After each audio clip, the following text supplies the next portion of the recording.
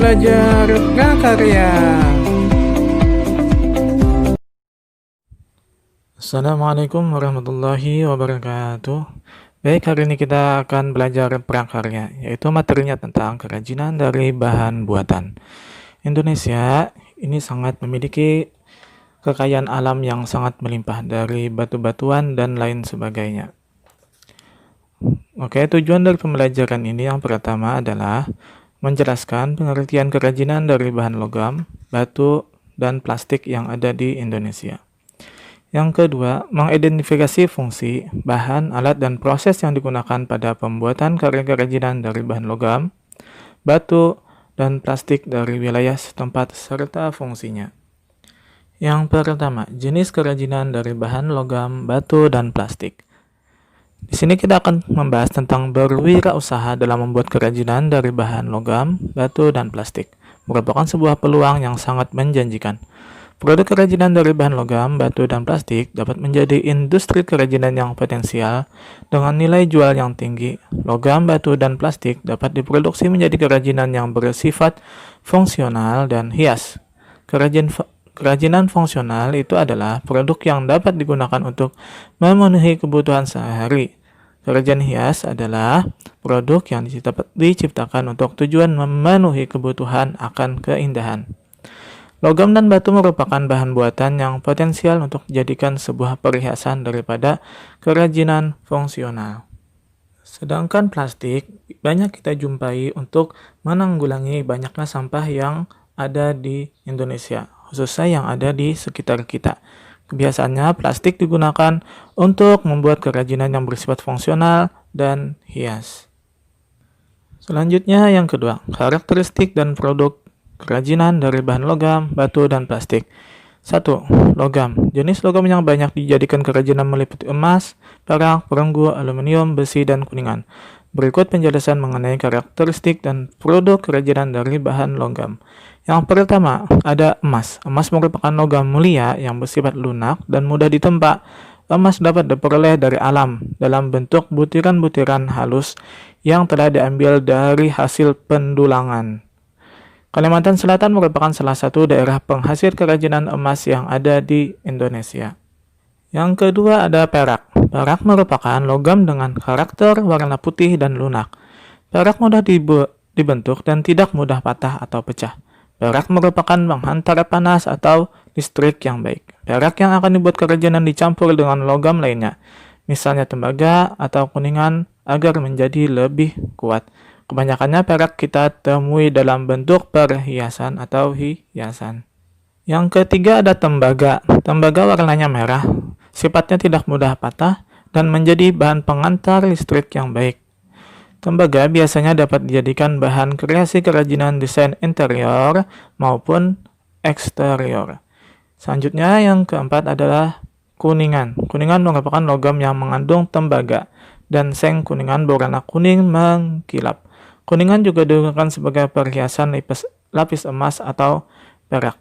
Jadi, semua yang berasal dari logam itu dapat kita temui misalnya untuk perhiasan maupun untuk piala atau hadiah dan lain sebagainya. Misalnya ada medali emas, medali perak, dan medali perunggu. Selanjutnya, bahan keras selanjutnya yaitu adalah batu. Pada dasarnya, jenis batu yang digunakan untuk bahan kerajinan terbagi menjadi 3 jenis, yaitu batuan beku, batuan sedimen, dan batuan metamorf. Yang pertama ada jenis batuan beku. Di sini contohnya adalah batu granit. Batu granit adalah jenis batuan beku yang digunakan sebagai bahan kerajinan. Proses pembuatannya dilakukan dengan cara mengukir atau menggores batu tersebut. Biasanya, batu granit digunakan untuk hiasan atau untuk lantai. Biasanya kita temukan di masjid-masjid. Bisa untuk lantai masjid maupun dinding masjid dan juga untuk hiasan kaligrafi. Yang kedua yang itu berasal dari batuan sedimen. Sini contohnya adalah batu gamping.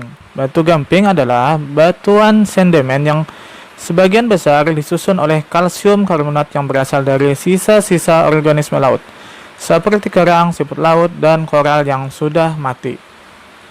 Karakter batu gamping mudah diukir sehingga dapat menghasilkan kerajinan dengan bentuk yang lebih detail. Kebanyakannya batu gamping ini dibuat untuk membuat hiasan-hiasan atau dekorasi ruangan. Yang ketiga ada jenis batuan metamorf. Sini contohnya adalah batu marmer. Batu marmer memiliki karakter bahan yang relatif lebih keras dibanding batu gamping. Batu marmer memiliki tingkat kesulitan penggarapan yang cukup tinggi karena dia bersifat sangat keras. Biasanya batu marmer digunakan untuk mengolah cobek dan lain sebagainya. Dalam proses pembuatannya, batu marmer lebih susah atau sulit daripada proses pembuatan dari batu gamping. Akan tetapi, batu marmer dapat dibentuk dengan tingkat detail yang lebih baik melalui teknik polesan tertentu. Struktur kristal yang ada di dalam batu marmer akan terlihat sangat cemerlang, sehingga batu marmer menjadi lebih indah. Daerah penghasil batu warna dengan kualitas terbaik di Indonesia terletak di Martapura, Kalimantan Selatan. Jadi kita harus bersyukur khususnya yang berada di Kalimantan Selatan atau Martapura karena memiliki banyak sumber daya alam dari emas, batu, dan lain sebagainya. Selanjutnya yang ketiga yaitu bahan keras. Buatan yang ketiga ada plastik. Plastik merupakan bahan yang banyak digunakan untuk memenuhi kebutuhan sehari-hari. Contohnya di bidang elektronik, pertanian, tekstil, transportasi, furnitur, konstruksi, kemasan kosmetik, mainan anak-anak, peralatan rumah tangga, televisi, telepon genggam, hingga suku cadang mobil.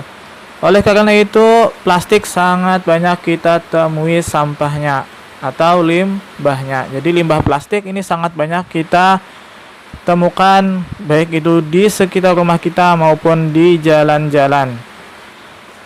Plastik itu ada 7 jenisnya. Yang pertama ada PET. PET ini dikodekan dengan segitiga dan di tengahnya ada angka 1. Untuk jenis plastik ini disarankan hanya untuk sekali pakai. Ingat, ini cuma untuk 1 kali pakai dan disarankan untuk tidak menggunakan air hangat atau air panas ke dalamnya. Untuk jenis plastik ini biasanya ciri khasnya yaitu transparan atau bening. Selanjutnya ada jenis PVC. Biasa kita temukan seperti pipa air atau botol minyak goreng. Itu adalah menggunakan jenis plastik PVC.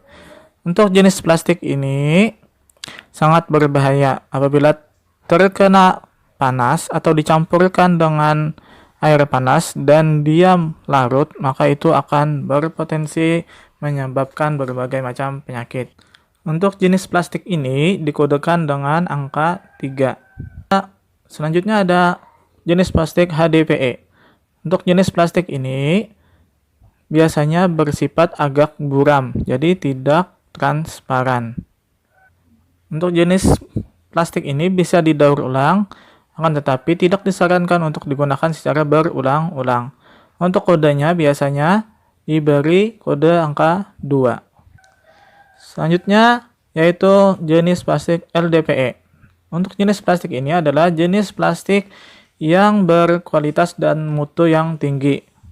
Akan tetapi untuk jenis plastik ini tidak dapat didaur ulang, namun dapat digunakan secara berulang-ulang karena sifat dan kualitas material atau bahannya yang relatif baik atau bagus. Biasa kita temukan untuk wadah makanan maupun wadah tempat minuman.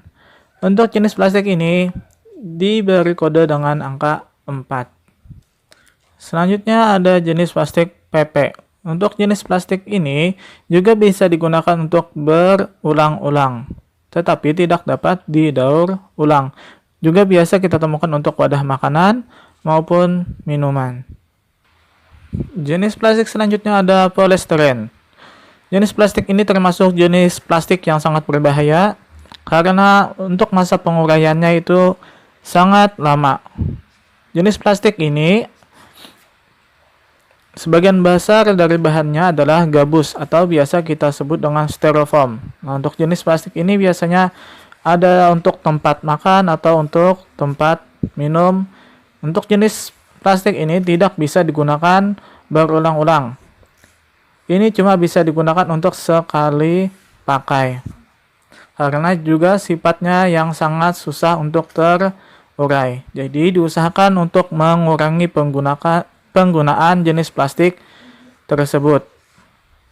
Yang terakhir yaitu adalah polikarbonat.